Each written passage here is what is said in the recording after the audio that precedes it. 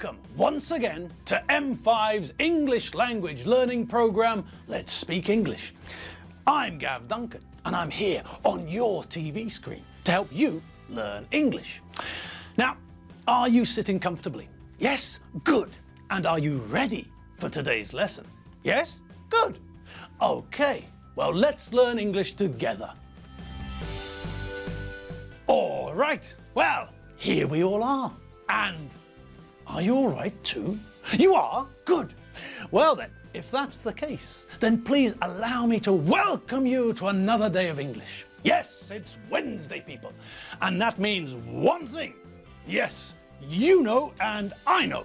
We all know that this is not the day when we want to cast our eyes upwards. We're under Colossus and we're not sure what he's got on. All right? So, no looking up. We have to keep our eyes fixed firmly on the screen. I'm keeping my eyes firmly fixed on the camera screen, and it's up to you, you lot out there, to keep your eyes firmly fixed on your TV screen. Okay, so eyes forward. Are you ready to get stuck in to the middle of the week? All right then, Wednesday, here we come. So, what day was yesterday? Yes, of course. Yesterday was Tuesday and today is Wednesday. Okay, I'm glad we got that sorted out. Good. Now, yesterday we were looking at something, weren't we? Yes, of course we were. Yesterday, we finished our lesson together looking at the way that we make negative sentences in the present simple, didn't we? Yes. And what do we all remember? Well, we'd just seen some examples of negative sentences in the present simple, but there was one example which we didn't look at. Yes. Can you all remember which subject we didn't look at? Here's a little reminder.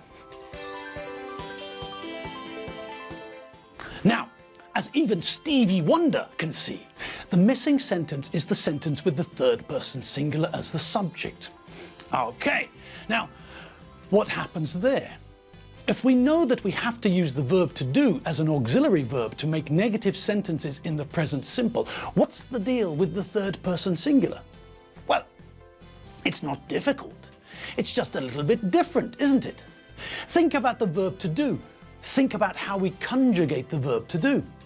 Most of the forms are the same, aren't they? I do, you do, we do, you do, and they do. Those subjects all take do, but what happens with the third person singular? Yes, that's different, isn't it? Yes, the third person singular form isn't do, but does. I do, you do, but he does, she does, and it does. And then, for all the plural forms, we go back to using do. All right, so let's put the third person singular form into that table so that we fill the table properly, shall we? I don't. Do not work in a bank. You don't, do not work in a bank. He doesn't, does not work in a bank. She doesn't, does not work in a bank. It doesn't, does not work in a bank. We don't, do not work in a bank. You don't, do not work in a bank. They don't, do not work in a bank. All right, now let's just think about that table for a second, shall we? What is it that strikes you about the sentences there? What is it that sticks out like a sore thumb? Yes, that's right. It's the fact that in all of those sentences, in all of those negative sentences in the present simple, all of them feature the verb work. Yes, and the verb is in the infinitive in all of the example sentences. No change for the third person singular. No S added to the end for the third person singular. Okay, and we all know why that is, don't we? Yes, we do. The change, the conjugation that we need in the sentence with the third person singular is in the auxiliary verb. Yes, you can see it, can't you? In the sentences with a third person singular, we can see does not instead of do not, doesn't instead of don't. Okay. So that shows us what we already knew. When we make a negative sentence using the auxiliary verb to do, we don't have to do anything to the main verb. That stays in the infinitive. Any changes we have to make, like changes connected to the third person singular, happen to the auxiliary verb. We conjugate the auxiliary verb, not the main verb. All right. Well, That's simple enough, isn't it? Okay, I think it is. But let's try a few questions to make sure. Have a look at the following questions and complete the sentences using the verb in brackets so that we get a negative sentence in the present simple. We'll do the first one as an example, okay? Number 1. Frank's got a car, but he it very often. Drive. Frank's got a car, but he does not drive it very often. Number 2. Helen, her job, it's really boring. Like. Number 3. Martin loves Mabel, but Mabel, Martin, she thinks he's a boring idiot. Love. Number 4. He knows everything there is to know about computers. He, our help, need.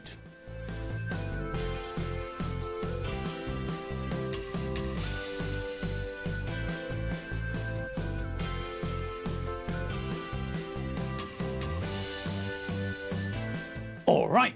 Well, those were pretty simple, weren't they? Yes, I think they were, but just to make sure, let's check them together, shall we? Number 2. What have you all got for number 2? Okay. It's a question about a woman called Helen. So, that means that the subject of this sentence is also using the third person singular. Okay. And what verb do we have to use? Yes, there. The verb in brackets is the verb to like. All right. So, what's the correct sentence? Yes, Helen doesn't like her job. Simple. Helen doesn't like her job. Good. We start with the subject, Helen, then add the auxiliary verb, correctly conjugated, so that's does. Then we add the adverb not, because we know it's a negative sentence, and then we add the main verb in the infinitive. Helen doesn't like her job. Great! Well, obviously, it's not great for Helen, but it's good for us. We completed the question correctly. Okay, so, sorry Helen, it's not great that you don't like your job, but we've got bigger fish to fry. On to the next one, gang. Number 3, what have we got? Oh, blimey. Number 3's a love problem. It's like the start of a Brazilian soap opera. Different people love different people who don't love them back. All right, so, the subject is the third person singular. We're making a negative sentence in the present simple about Mabel. Martin loves Mabel. Fine. Present simple positive, the subject is the third person singular, Martin, and we can see that we've added an S to the verb to love, so we've conjugated that verb correctly. Good. But what about the next part of the sentence? That's where we find the negative. So, Mabel doesn't love Martin. Third person singular, does. Add the adverb not to make it negative, does not. Abbreviate, doesn't. And add the main verb, doesn't love. Mabel doesn't love Martin.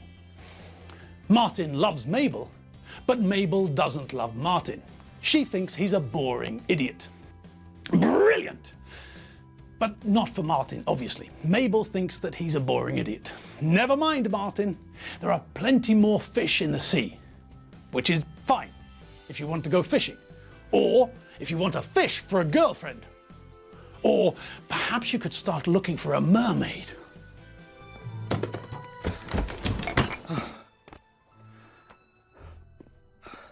刘先生，你好，你好，你好，有什么事情我们能帮到你？我要说的是，您千万别害怕，我们是警察，我们不会怕。您请说。我刚才被人鱼绑架。人鱼是哪位？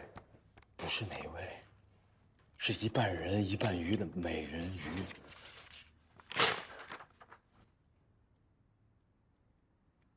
不是左和右，是上和下。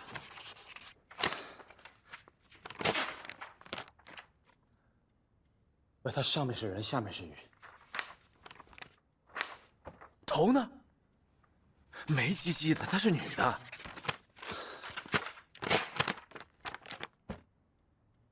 这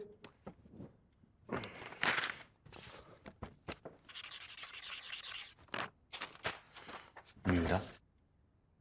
美人鱼啊！电影有没有看？就是那种长头发、身材很好的那种半人半鱼的美人鱼，明白吗？明白了，您继续说。他疯狂的追求我，说我很帅，试问谁不知道呢？然后把我绑架，就在金龙湾那一带，全部都是人鱼，还有八爪鱼。八爪鱼，触须那么长，直接缠过来，深深拿起刀，然后直接手起刀落，咵就，然后我就跳到那个海里面，我就像人。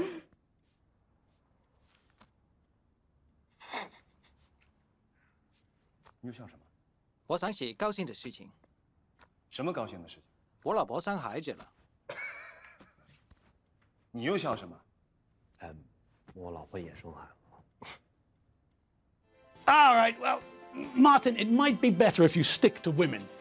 Things seem to be a bit confused. But remember, there are plenty more fish in the sea. All right, last one.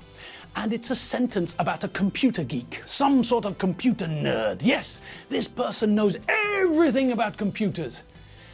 And that's probably too much, isn't it? I mean, where's the social life going to fit in, eh? Think about that for a minute. All work and no play is the perfect recipe for a life without friends or love. So, be careful. All right, what's the correctly completed sentence? Well, the subject is the third person singular. And in the first part of the sentence, in the positive part of the sentence, we can see that we've added an S to the end of the verb to know, because we have to add an S to most verbs in the present simple when we're using the third person singular. Okay, but the next part of the sentence is the part we're really interested in, isn't it? Yes, we can see that the verb we need to use is the verb to need. So he, the third person singular, does, the correctly conjugated form of the verb to do, the auxiliary we use when we're making negative sentences in the present simple, then not, the adverb we add to make the negative, so that gives us he does not, or the abbreviated form, he doesn't. And then we add the main verb in the infinitive because we conjugate the auxiliary verb, not the main verb. So, the completed sentence is: he knows everything there is to know about computers. He doesn't need our help. Excellent! Hooray for him!